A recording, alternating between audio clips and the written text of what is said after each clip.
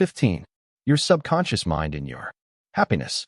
William James, father of American psychology, said that the greatest discovery of the 19th century was not in the realm of physical science. The greatest discovery was the power of the subconscious touched by faith. In every human being is that limitless reservoir of power which can overcome any problem in the world. True and lasting happiness will come into your life the day you get the clear realization that you can overcome any weakness. The day you realize that your subconscious can solve your problems, heal your body, and prosper you beyond your fondest dream. You might have felt very happy when your child was born, when you got married, when you graduated from college, or when you won a great victory or a prize. You might have been very happy when you became engaged to the loveliest girl or the most handsome man.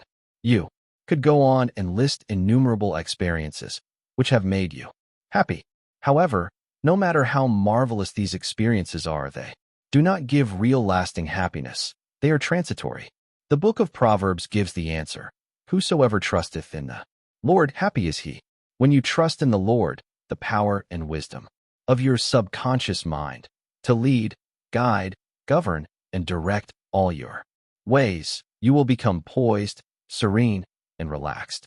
As you radiate love, peace, and goodwill to all, you are really building a superstructure of happiness for all the days of your life. You must choose happiness. Happiness is a state of mind. There is a phrase in the Bible which says, "Choose ye this day whom ye will serve." You have the freedom to. 158. Choose happiness. This may seem extraordinarily simple, and it is. Perhaps this is why people stumble over the way to happiness. They do not see the simplicity of the key to happiness. The great things of life are simple, dynamic, and creative. They produce well-being and happiness. St. Paul reveals to you how you can think your way into a life of dynamic power and happiness in these words. Finally, brethren, whatsoever things are true, whatsoever things are honest, whatsoever things are just, whatsoever things are pure, whatsoever things are lovely, whatsoever things are of good report, if there be any virtue, and if there be any praise, think on these things. Phil. For colonate. How to choose happiness. Begin now to choose happiness. This is how you do it. When you open your eyes in the morning, say to yourself, divine order takes charge of my life today and every day. All things work together for good for me today. This is a new and wonderful day for me. There will never be another day like this one. I am divinely guided all day long, and whatever I do will prosper. Divine love surrounds me, enfolds me, and enwraps me, and I go forth in peace. Whenever my attention wanders away from that which is good and constructive, I will immediately bring it back to the contemplation of that which is lovely and of good report. I am a spiritual and mental magnet attracting to myself all things which bless and prosper me. I am going to be a wonderful success in all my undertakings today. I am definitely going to be happy all day long. Start each day in this manner. Then you will be choosing happiness, and you will be a radiant, joyous person. He made it a habit to be happy. A number of years ago, I stayed for about a week in a farmer's house in Connemara on the west coast of Ireland. He seemed to be always singing and whistling and was full of humor. 159. I asked him the secret of his happiness, and his reply was, "It is a habit of mine to be happy. Every morning when I awaken and every night before I go to sleep, I bless my family, the crops, the cattle, and I thank God for the wonderful harvest." This farmer had made a practice of this for over 40 years. As you know, thoughts repeated regularly and systematically sink into the subconscious mind and become habitual. He discovered that happiness is a habit. You must desire to be happy. There is one very important point about being happy. You must sincerely desire to be happy. There are people who have been depressed, dejected, and unhappy so long that was they suddenly made happy by some wonderful, good, joyous news, they would actually be like the woman who said to me, "It is wrong to be so happy." They have been so accustomed to the old mental patterns that they do not feel at home being happy. They long for the former, depressed, unhappy state. I knew a woman in England who had rheumatism for many years. She would pat herself on the knee and say, "My rheumatism is bad. Today, I cannot go out. My rheumatism keeps me miserable." This dear elderly lady got a lot of attention from her son, daughter, and the neighbors. She really wanted her rheumatism. She enjoyed her misery, as she called it. This woman did not really want to be happy. I suggested a curative procedure to her. I wrote down some biblical verses and told her that if she gave attention to these truths, her mental attitude would undoubtedly change and would result in her faith and confidence in being restored to health. She was not interested. There seems to be a peculiar, mental, morbid streak in many people, whereby they seem to enjoy being miserable and sad. Why choose unhappiness? Many people choose unhappiness by entertaining these ideas. Today is a black day. Everything is going to go wrong. 160. Superscript 3. I am not going to succeed. Everyone is against me. Business is bad, and it is going to get worse. I'm always late. I never get the breaks. He can, but I can't. If you have this attitude of mind the first thing in the morning, you will attract all these experiences to you, and you will be very unhappy. Begin to realize that the world you live in is determined largely by what goes on in your mind. Marcus Aurelius, the great Roman philosopher and sage, said, "A man's life is what his thoughts make of it." Emerson, America's foremost philosopher, said, "A man is what he thinks all day long." The thoughts you habitually entertain in your mind have the tendency to actualize themselves in physical conditions. Make certain you do not indulge in negative thoughts, defeatist thoughts, or unkind, depressing thoughts. Recall frequently to your mind that you can experience nothing outside your own mentality. If I had $1 million, I would be happy. I have visited many men in mental institutions who were millionaires, but they insisted they were penniless and destitute. They were incarcerated because of psychotic, paranoid, and manic depressive tendencies. Wealth in and of itself will not make you happy. On the other hand, it is not a deterrent to happiness. Today, there are many people trying to buy happiness through the purchase of radios, television sets, automobiles, a home in the country, a private yacht, and a swimming pool, but happiness cannot be purchased or procured in that way. The kingdom of happiness is in your thought and feeling. Too many people have the idea that it takes something artificial to produce happiness. Some say, if I were elected mayor, made president of the organization, promoted to general manager of the corporation, I would be happy. The truth is that happiness is a mental and spiritual state. None of these positions mentioned will necessarily bequeath happiness. Your 161. Strength, joy, and happiness consist in finding out the law of divine order and right action lodged in your subconscious mind, and by applying these principles in all phases of your life. He found happiness to be the harvest of a quiet mind. Lecturing in San Francisco some years ago, I interviewed a man who was very unhappy and dejected over the way his business was going. He was the general manager. His heart was filled with resentment toward the vice president and the president of the organization. He claimed that they opposed him. Because of this internal strife, business was declining. He was receiving no dividends or stock bonuses. This is how he solved his business problem. The first thing in the morning, he affirmed quietly as follows: all those work in our corporation are honest, sincere, cooperative, faithful, and full of good will to all. They are mental and spiritual links in the chain of this corporation's growth, welfare, and prosperity. I radiate love, peace, and goodwill in my thoughts, words, and deeds to my two associates, and to all those in the company.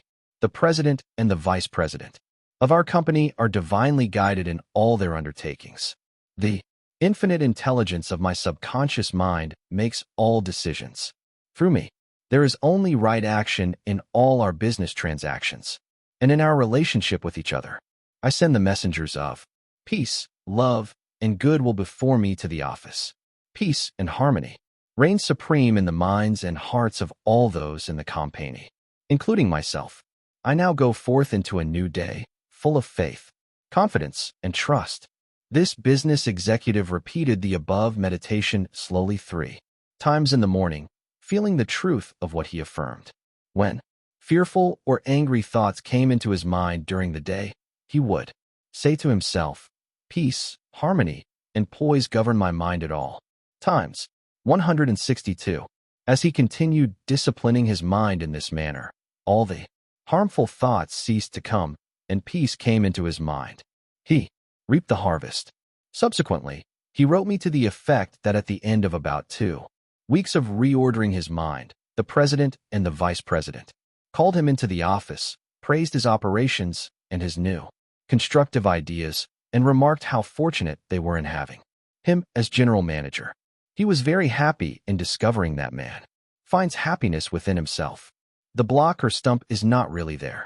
I read a newspaper article some years ago which told about a horse that had shied when he came to a stump on the road. Subsequently, every time the horse came to that same stump, he shied. The farmer dug the stump out, burned it, and leveled the old road. Yet, for 25 years, every time the horse passed the place where the former stump was, he shied. The horse was shying at the memory of a stump. There is no block to your happiness save in your own thought life and mental imagery. Is fear or worry holding you back? Fear is a thought in your mind. You can dig it up this very moment by supplanting it with faith in success, achievement, and victory over all problems. I knew a man who failed in business. He said to me, "I made mistakes. I've learned a lot. I am going back into business, and I will be a tremendous success." He faced up to that stump in his mind. He did not whine or complain, but he tore up the stump of failure, and through believing in his inner powers to back him up, he banished all fear thoughts and old depressions. Believe in yourself, and you will succeed and be happy. The happiest people. The happiest man is he who constantly brings forth and practices what is best in him. Happiness and virtue complement each other. The best are not only the happiest, but the happiest are usually the best in. 163. The art of living life successfully. God is the highest and best in you. Express more of God's love, light, truth, and beauty, and you will become one of the happiest persons in the world today. Epictetus, the Greek Stoic philosopher, said, "There is but one way to tranquility of mind and happiness. Let this, therefore, be always ready at hand with thee, both when thou wakest early in the morning, and all the day long, and when thou goest late to sleep, to account no external things thine own, but commit all these to God." Summary of steps to happiness. 1. William James said that the greatest discovery of the 19th century was the power of the subconscious mind touched by faith. 2. There is tremendous power within you. Happiness will come to you when you acquire a sublime confidence in this power. Then you will make your dreams come true.